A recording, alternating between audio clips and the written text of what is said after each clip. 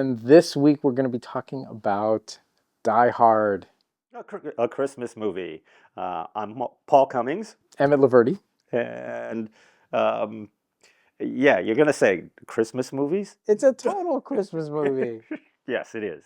John McClane is coming out to visit his wife and kids, who he's been separated from. He's a cop from, was it New York. No, New York. Yeah, it was New York. And he's a cop from New York who's just out here on vacation, and finds himself entering into a Hostage situation. a hostage terrorist situation.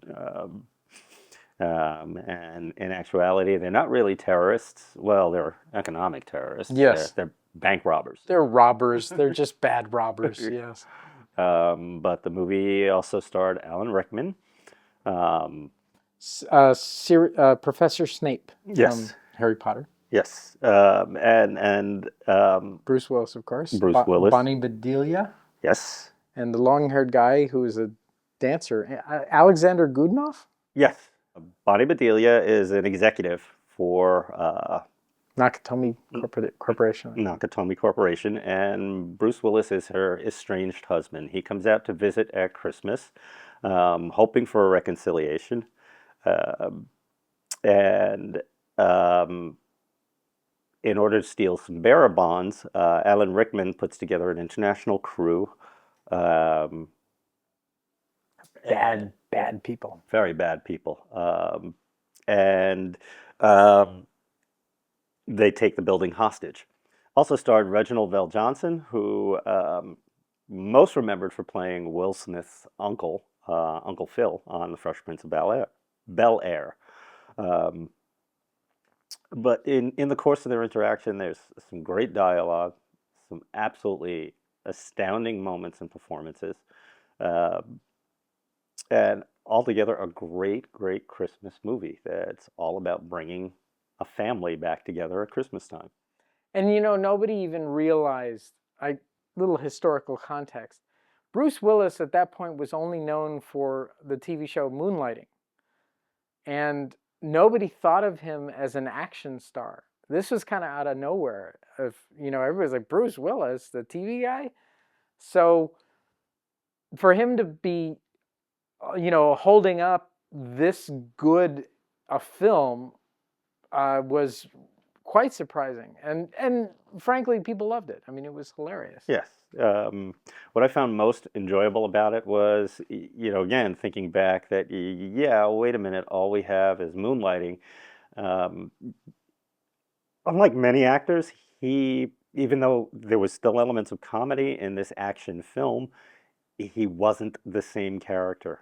Frequently with television stars, they go on to do something else and we see the exact same person.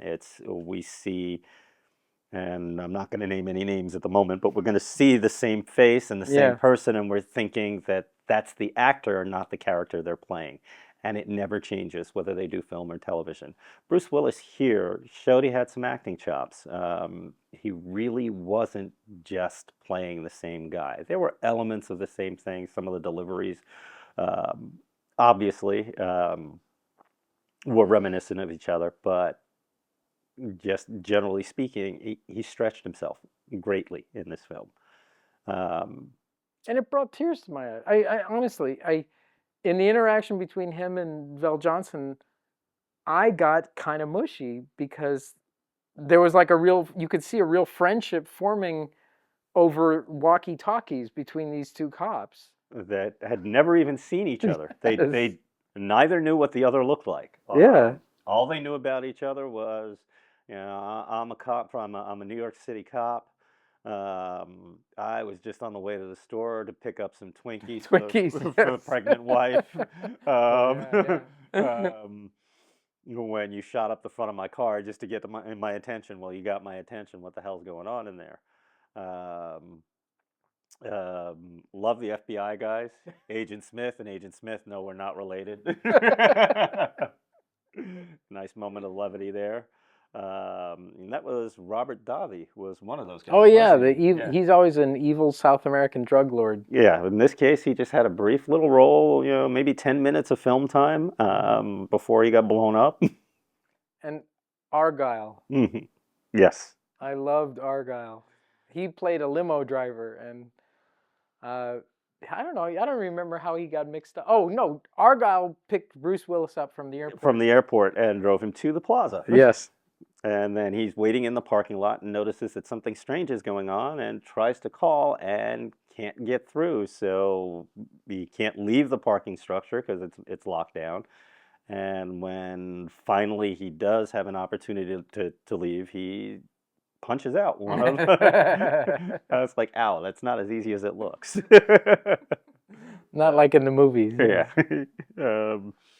And then there's the always classic yippee-ki-yay. Yippee-ki-yay. And then, well, I think my favorite moment also was when Alan Rickman is giving his terrorist demands to the police or the FBI, and he lists all. He said, "We demand the release of our brothers in arms, that are being held unfairly in, and he lists all these foreign countries." Mm-hmm. And then his right-hand guy is like, "Who are these people?" He's like, "Oh, I read about them in Time last week." Yes.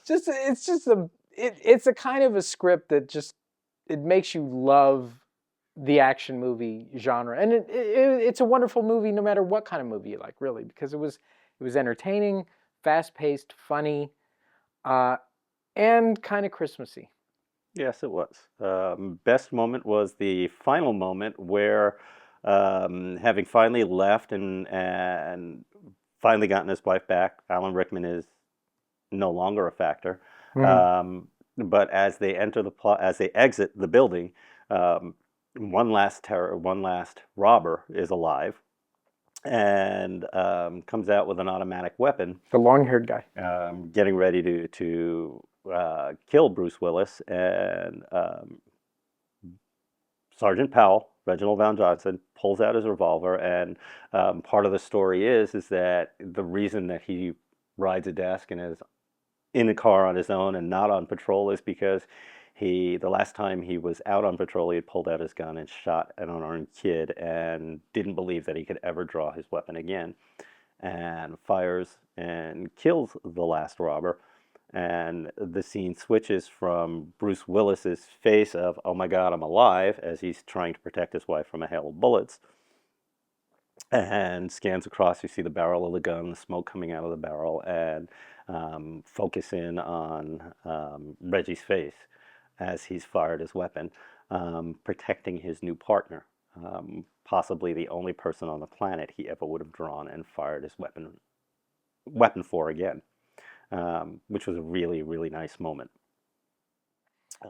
So see it, because it will make your Christmas cheerier. Yes, it'll be a good fun. It's a good movie for everyone. Wouldn't recommend it for young kids. A little bit too much violence. But if you're looking for a fun, family-friendly movie that you and the wife or the girlfriend or the significant other will enjoy, then this is an action movie that women will enjoy as well as men. Yes.